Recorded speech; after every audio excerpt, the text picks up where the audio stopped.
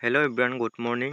আজিৰ এই ভিডিঅ'টো বিশেষকৈ এডিআৰই গ্ৰেড 3 আৰু গ্ৰেড 4 কেণ্ডিডেটসকলৰ লগতে যিসকল কেণ্ডিডেটে চাহ জনগোষ্ঠীয় প্ৰাৰ্থী হয় বা চাহ জনগোষ্ঠীৰ কেণ্ডিডেটছ হয়, সেইসকলৰ কাৰণে অতিকৈ গুৰুত্বপূৰ্ণ এটা খবৰ।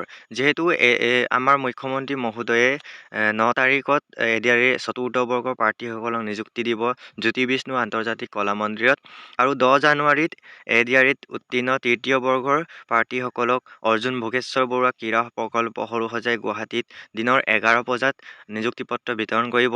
কিন্তু কিছুমান নটিচত, ডিপাৰ্টমেণ্টৰ পৰা প্ৰকাশ পোৱা কিছুমান নটিচত চাহ জনগোষ্ঠীৰ টি ট্ৰাইবছ কেটেগৰীৰ কেণ্ডিডেটসকলৰ কাৰণে এটা ডেট মেনশ্যন কৰি দিয়া হৈছিল যে টি ট্ৰাইবছৰ কেণ্ডিডেটবিলাকক অহা 11 জানুৱাৰীত এপইণ্টমেণ্ট লেটাৰ ডিষ্ট্ৰিবিউট কৰা হ'ব বুলি। কিন্তু আকৌ আমাৰ CMৰ পষ্টত দেখা গৈছে যে যিহেতু টি ট্ৰাইবছ কেণ্ডিডেটছবিলাকৰ নিযুক্তি পত্ৰ বিতৰণৰ ডেট ইতিমধ্যে চেঞ্জ কৰি দিয়া হৈছে। সেইকাৰণে মই কালিৰ যিটো ভিডিঅ' বনাইছিলোঁ, সেই নটিচখনত টি ট্ৰাইবছ কেণ্ডিডেটসকলৰ কাৰণে কোনো ডেট মেনশ্যন কৰি দিয়া নাছিল। যিহেতু গভ অফ আছামৰ পৰা সেইখন নটিচ প্ৰকাশ কৰা হৈছিল, সেই নটিচখনত টি ট্ৰাইবছৰ কনফাৰ্মেশ্যনখিনি দিয়া হোৱা নাছিল। কিন্তু আজি আমাৰ হাতত সেই ডেটটো ইতিমধ্যে লাভ কৰিছোঁ, যিহেতু আমাৰ মাননীয় মুখ্যমন্ত্ৰী মহোদয়ে নিজৰ ফেচবুক পষ্টযোগে নিজে কৈছে যে অহা 12 জানুৱাৰীত মানে 11 জানুৱাৰীৰ পৰিৱৰ্তে 12 জানুৱাৰীত এডিআৰই উত্তীৰ্ণ চাহ জনগোষ্ঠীয় তৃতীয় আৰু চতুৰ্থ বৰ্গৰ প্ৰাৰ্থী 292 গৰাকীক ক'ত দিব? গুৱাহাটী চিকিৎসা মহাবিদ্যালয় প্ৰেক্ষাগৃহ, ভঙাগড়, গুৱাহাটী বিয়লি 4 বজাত দিয়া হ'ব বুলি কৈছে। আপোনালোকক যিসকল কেণ্ডিডেট টি ট্ৰাইবছৰ হয়, সেইসকলক আকৌ এবাৰ ভালকৈ কৈছোঁ, এডিআৰই গ্ৰেড 3 আৰু গ্ৰেড 4 চাহ জনগোষ্ঠী কেটেগৰীত উত্তীৰ্ণ প্ৰাৰ্থীসকলক 12 জানুৱাৰী 2026 গুৱাহাটী চিকিৎসা মহাবিদ্যালয় GMCH প্ৰেক্ষাগৃহ, ভঙাগড়, গুৱাহাটীত দিয়া হ'ব। যিহেতু আগৰ নটিচবিলাকত শ্ৰীমন্ত শংকৰদেৱ বুলি তেনেকুৱা কলাক্ষেত্ৰ তেনেকুৱা প্ৰেক্ষাগৃহ বুলি উল্লেখ কৰা আছিল চাগে, সেইটো নহয়। সেইটো চেঞ্জ হৈ এতিয়া হ'ল গুৱাহাটী চিকিৎসা মহাবিদ্যালয় প্ৰেক্ষাগৃহ। চ' ভিডিঅ'টো আপোনালোকে সেই গোটেইখিনি নটিচ পাবলৈ লাষ্টলৈকে চাই থাকিব। আৰু ইয়াত যিহেতু যোৱা ভিডিঅ'টোত কিছুমানে মোক কমেণ্ট বক্সত কিছুমান ডাউট সুধি আছিলে, সেইসকলৰ বিষয়েও মই ইয়াতে জনাবলৈ চেষ্টা কৰিম। চ' ভিডিঅ'টো ফাৰ্ষ্টত আপোনালোকে চাব। যিহেতু এই নটিচখন চাব যিসকল এডিআৰই গ্ৰেড 4 আৰু গ্ৰেড 3 কেণ্ডিডেটছ হয় আৰু লগতে চাহ জনগোষ্ঠীৰ কেটেগৰীত উত্তীৰ্ণ হৈছে, সেইসকলৰ কাৰণে এইটো অতিকৈ গুৰুত্বপূৰ্ণ। যিসকলে এতিয়া কিছুমান আগৰ নটিচ চাই ডাউট হৈ আছে ডেটটো 11 তাৰিখ বুলি, এতিয়া হ'লগৈ 12 তাৰিখ। আৰু স্থানটো ভেনুটো দিয়া আছে গুৱাহাটী চিকিৎসা মহাবিদ্যালয় প্ৰেক্ষাগৃহ। মুঠ 292 গৰাকীক দিয়া হ'ব বিয়লি 4 বজাত। সেইখিনি মনত ৰাখিব। এতিয়া আহোঁ কমেণ্ট বক্সৰ ভিডিঅ' কমেণ্ট বক্স। ফাৰ্ষ্ট ইয়াত দিয়া আছে, দাদা স্কুল এডুকেশ্যন PWD কেণ্ডিডেটছৰ কনফাৰ্মেশ্যন নাপালোঁ, এতিয়া কিবা চান্স আছেনে ওলোৱাৰ? যিহেতু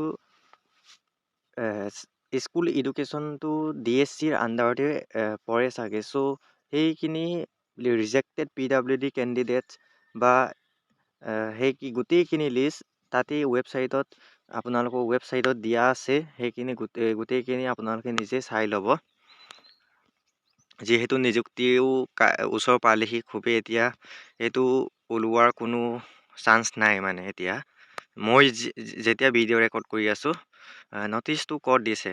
নটিচটো আপোনালোকৰ ৰেচপেক্টিভ ডিপাৰ্টমেণ্টৰ ৱেবছাইটবিলাকত উপলব্ধ ইতিমধ্যে হৈছে। আৰু হায়াৰ এডুকেশ্যন টেকনিকেল ডিপাৰ্টমেণ্টৰ লিংক আছে যদি দিব নেকি?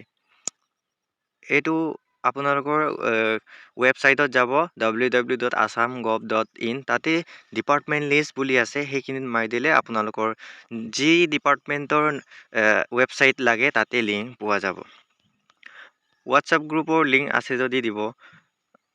ঠিক আছে, আপোনাৰ যদি মোৰ ওচৰত গোটেইখিনি ডিপাৰ্টমেণ্টৰ হোৱাটছআপ গ্ৰুপ লিংক নাই। যিহেতু মোৰ ডিপাৰ্টমেণ্টৰ হোৱাটছআপ গ্ৰুপ লিংক আছে। মই যোৱাত অলপ প্ৰব্লেম হৈছে, কিবা হ'ব নেকি নগ'লে? যিহেতু নগ'লেই একো নাই, কিন্তু তাত যদি বেলেগ কিবা কাম থাকে ডিপাৰ্টমেণ্টৰ হৈ, যদি এপইণ্টমেণ্ট জইনিঙৰ বিষয়ে বা বেলেগ কিবা কিবিৰ বিষয়ে যদি তাত আপোনালোকক জনাই দিয়ে, দেন আপোনালোকৰ নিশ্চয় প্ৰব্লেম হ'ব যদি আপুনি তাত প্ৰেজেণ্ট নহয়। নোযোৱাকৈতো সকলো কাম এতিয়ালৈকে হোৱাই নাই। চ' এপইণ্টমেণ্টটোতো আপোনালোকে নিজেই ডাউনলোড কৰিবই লাগিব, কিন্তু যোৱাটো জৰুৰী হয়। চ' এইটো মিছ আউট নকৰিব।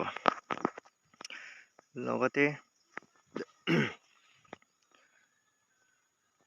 ইয়াত কৈছে, দাদা মোৰ higher education technical department, then মই ক'ত যাম, সৰুসজাই নে জ্যোতিকালা মন্দিৰ?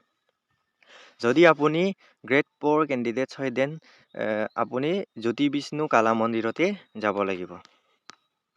টি ট্ৰাইব কিনিক কেতিয়া দিব? মই জাষ্ট এতিয়াৰ আগতে ক'লোঁ, এতিয়া কণ্টেক্ট আগতে 12 জানুৱাৰীত, 11 জানুৱাৰী আছিলে, কিন্তু এতিয়া চেঞ্জ হৈছে 12 জানুৱাৰীত গুৱাহাটী চিকিৎসা মহাবিদ্যালয়ৰ প্ৰেক্ষাগৃহ আছিল চাগে, সেইখিনি আপোনালোকে চাব। স্কুল এডুকেশ্যন ডিপাৰ্টমেণ্টখিনি যাব লাগিবনে? প্লিজ জনাবচোন দাদা।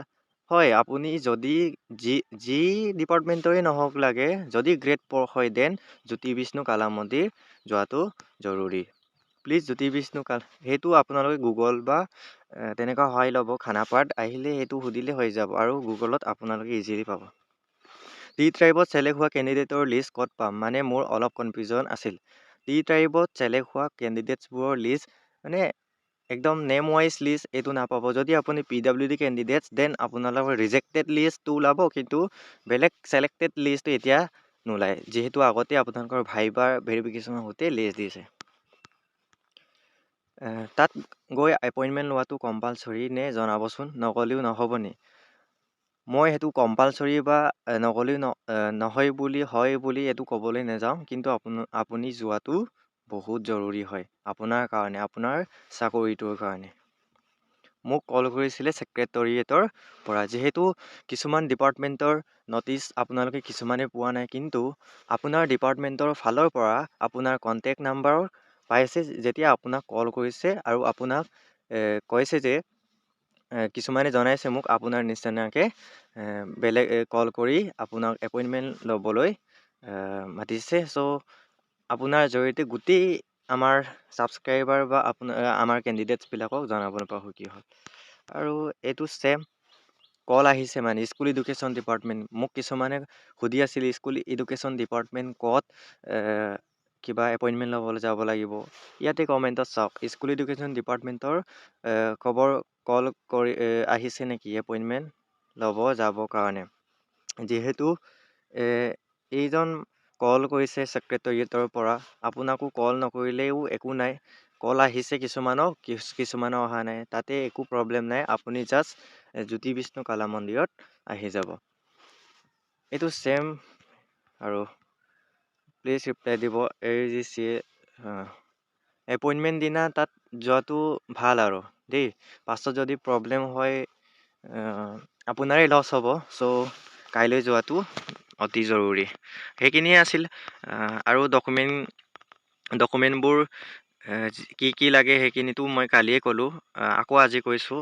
আপোনাৰ ৰিটেনৰ এডমিট কাৰ্ডখন, লগতে আইডেণ্টিফিকেশ্যনৰ কাৰণে আপোনাৰ Aadhaar card, voter card, PAN card যিয়ে হওক সেইখিনি লগত নিব। আৰু পৰাপক্ষত বেলেগ আৰু যদি লাগতিয়াল